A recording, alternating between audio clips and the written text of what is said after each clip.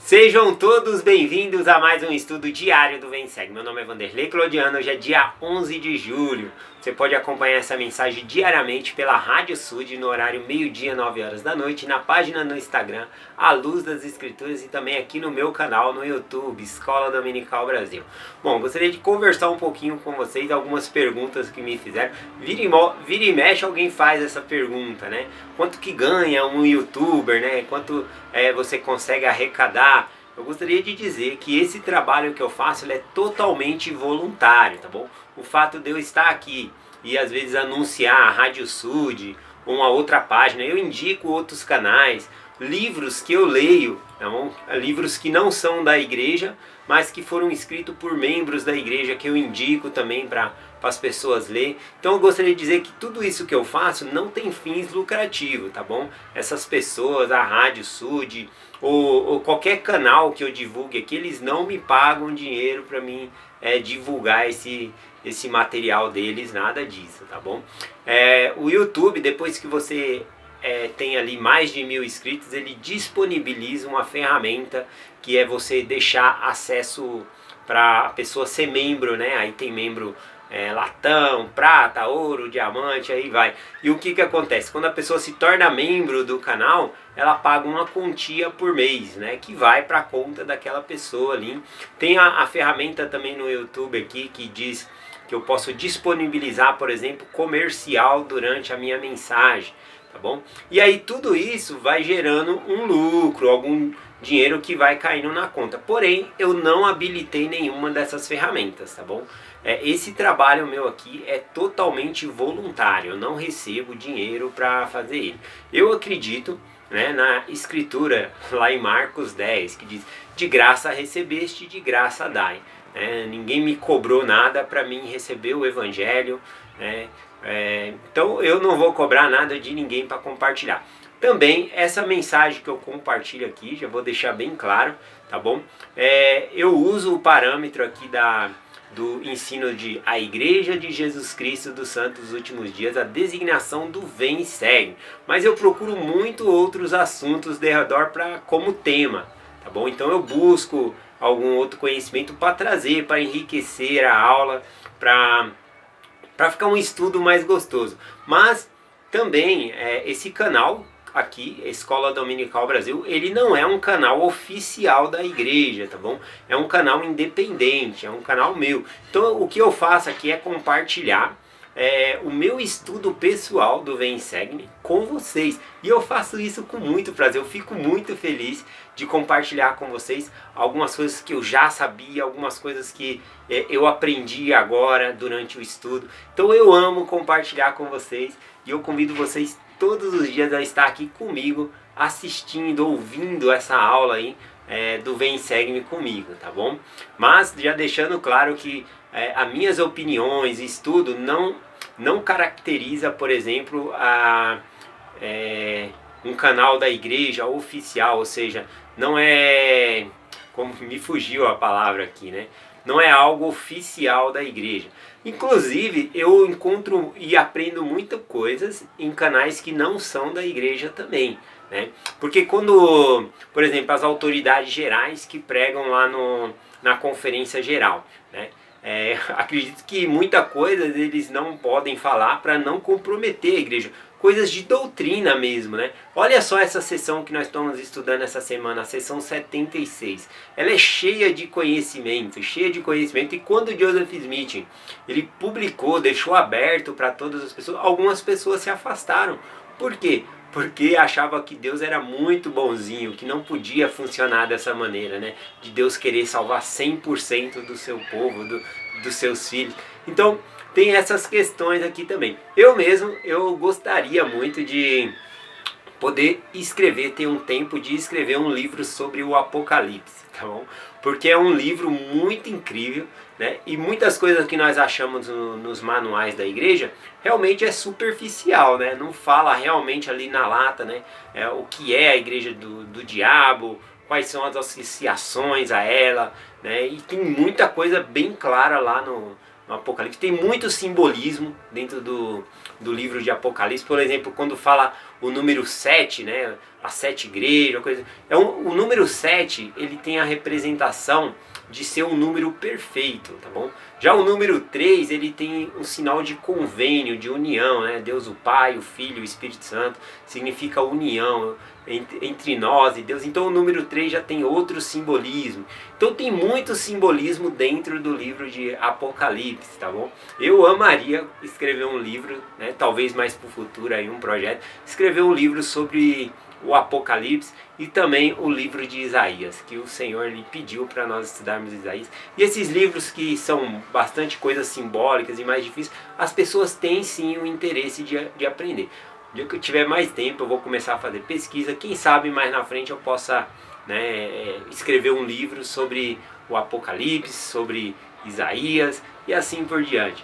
Bom, mas só caracterizando, eu estou falando essas coisas aqui hoje porque ontem, ao compartilhar o Evangelho com vocês, eu falei a respeito, né, que Lúcifer ele foi expulso do céu com a terça parte dos seus filhos, né, dos filhos da perdição, que se tornaram anjos, né, do inimigo ali. Então o que acontece? Ao dizer isso, eu falei que a terça parte não significa um terço. Né? E aí muitas pessoas mandaram pergunta aqui no meu WhatsApp, falando, eu sempre aprendi que foi assim e tudo. Então, eu aprendi isso, tem um livro chamado O Salvador e a Serpente, tá bom? Então, eu leio outros livros, né? E o que eu aprendo, às vezes eu acabo compartilhando aqui, às vezes na inocência mesmo, mas não significa que significa uma doutrina oficial da igreja, tá bom? Nós temos o Espírito Santo, que é ele realmente o nosso verdadeiro professor. Então nós devemos muito nos basear nisso, pensar sobre o que foi ensinado, tá bom? Só um exemplo, né, de algo que eu já passei, né? Domingo passado mesmo, eu fui com a minha família na igreja para receber a bênção patriarcal. Minha filha foi receber a bênção patriarcal e aí foi dito que a tribo dela é a tribo de Dan. Né? E eu falei, eu conheço um pouco da tribo de Dan. A tribo de Dan, o símbolo dessa tribo é uma serpente, né? E aí um rapaz pegou e falou assim, nossa, deixa eu pesquisar sobre isso. Aí ele pesquisou no Google ali, né? E aí o que acontece? No Google falava sobre que a tribo de Dan era o símbolo de uma serpente, né? E que nem sabiam porque um símbolo como serpente poderia representar uma tribo, né? E olha só que interessante. O símbolo da serpente, eu acredito que o inimigo ele tenta corromper os símbolos que são do convênio do Senhor, coisas sagradas. Por exemplo, nós temos no Velho Testamento quando Deus ele faz uma aliança com Noé, né? E o símbolo dessa aliança era um arco-íris, né? E olha o que acontece. E hoje em dia, se eu pegar uma bandeira aqui do arco-íris e colocar em cima da minha casa, o que está significando isso? Será que alguém vai lembrar que é o símbolo da aliança que Deus fez com Noé? Ou vai lembrar de um movimento hoje em dia, né, que pegou esse símbolo, né, do arco-íris, as cores do arco-íris, o arco-íris ali, o LGBT, ou coisa assim. Então, o que acontece? Alguns símbolos no passado, a geração futura vai transformando em outros símbolos, tá bom? Só gostaria de dizer que o símbolo aí da serpente, ele é um símbolo sagrado, né, que representa a tribo de Dan. Até porque, se nós pegarmos no Velho Testamento ali, com Moisés, quando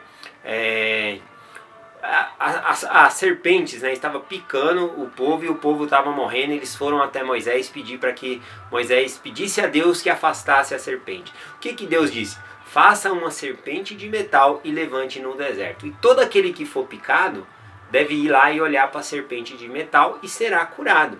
Né? Algo simples, e foi o que Moisés fez. Ele foi lá, fez uma serpente de metal e levantou em uma haste no deserto. Essa serpente de metal levantada no deserto tinha um simbolismo, tá bom? Era representar nos Cristo ser levantado na cruz. Então, assim como Moisés, ele levantou a serpente de metal no deserto, assim Cristo seria levantado na cruz. Olha que interessante, assim como os filhos de Israel que olhavam para a serpente de metal, eles eram curados, nós, se olharmos para Cristo, nós seremos curados, teremos o perdão dos nossos pecados por causa que Ele morreu por nós. Então, a gente tem que tomar cuidado com essas coisas de simbolismo, tá bom? Então, a gente pode aprender muitas coisas em outros materiais, em livros também por aí, tá bom?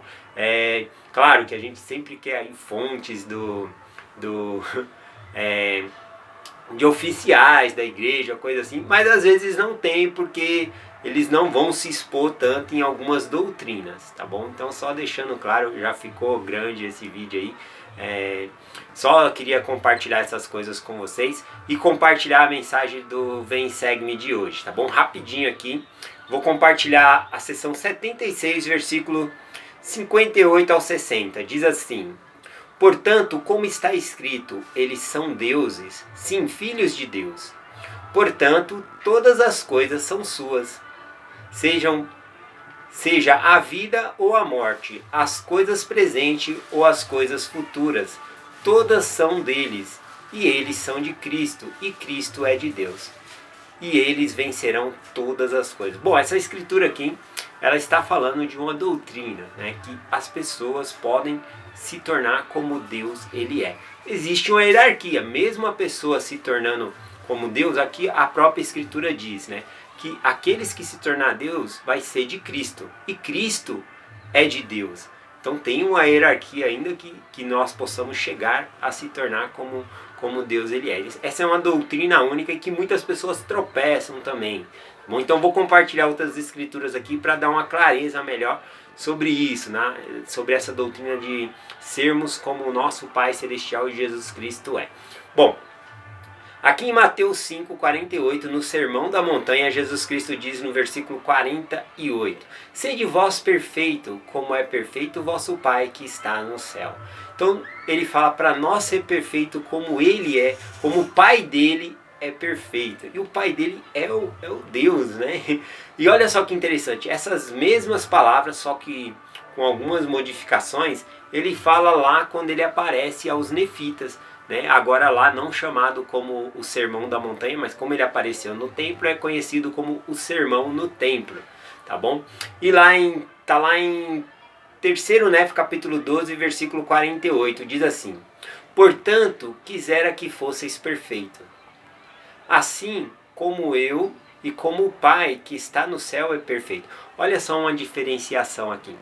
Jesus Cristo, quando disse em Jerusalém, sede vós perfeito, como é perfeito vosso Pai que está no céu, né?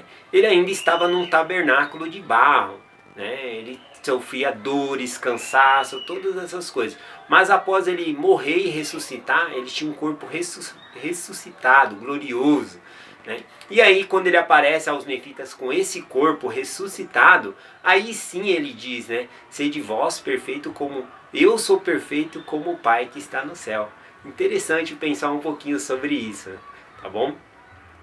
Então, vamos lá. Tem outras escrituras que falam sobre isso, né? Tem 3º Néfi 27 que fala que tipo de homens devereis ser, e ele fala, devereis ser como eu sou, né? E ele já era ressuscitado ali, glorioso.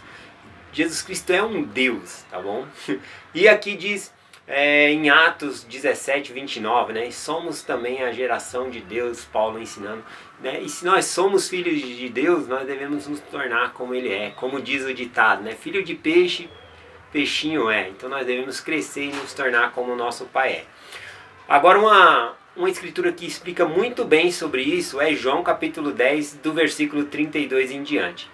Então aqui diz o seguinte, os judeus pegaram em pedra para apedrejar Jesus Cristo, dizendo que ele havia blasfemado, dizendo que ele era um Deus. Ele se colocou na mesma posição ali como o Pai Celestial, né? Como Filho de Deus. E olha só o que acontece aqui em João 10, do versículo 32 em diante. E respondeu Jesus: tenho-vos mostrado muitas obras boas de meu Pai.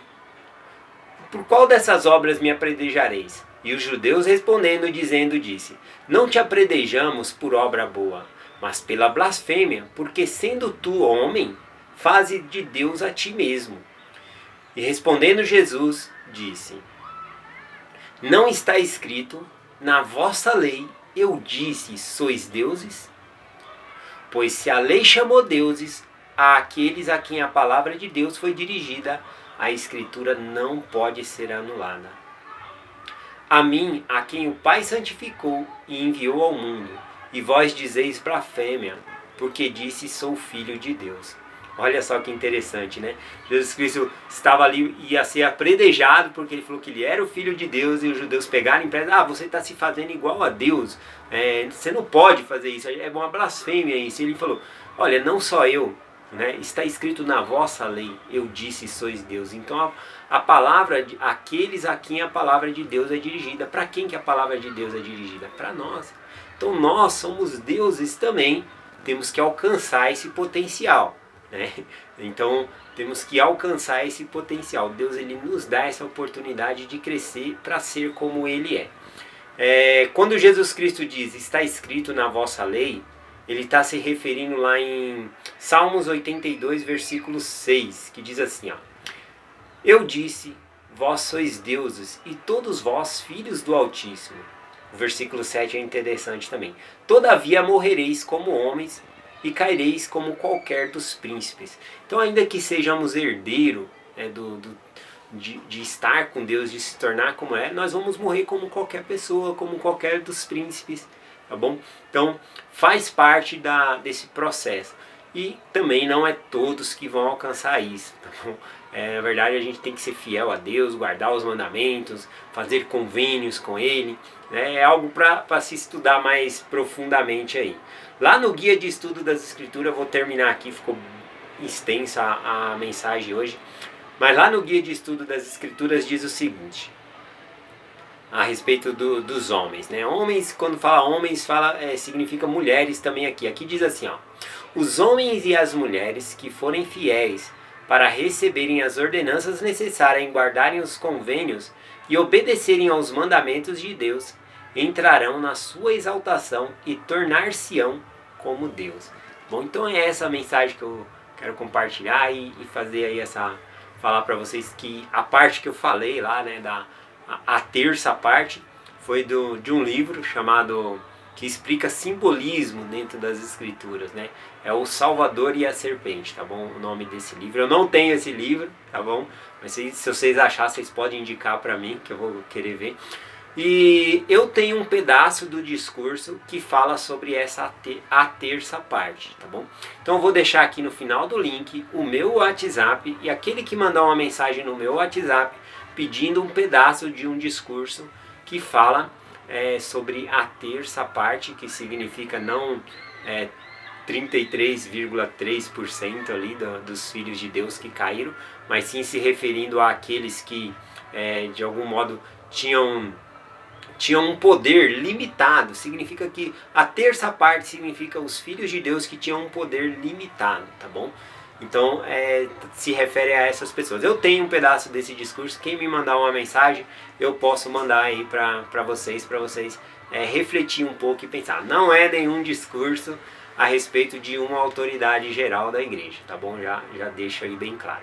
E eu deixo essa mensagem em nome de Jesus Cristo. Amém. Obrigado por assistirem até o fim aí essa mensagem.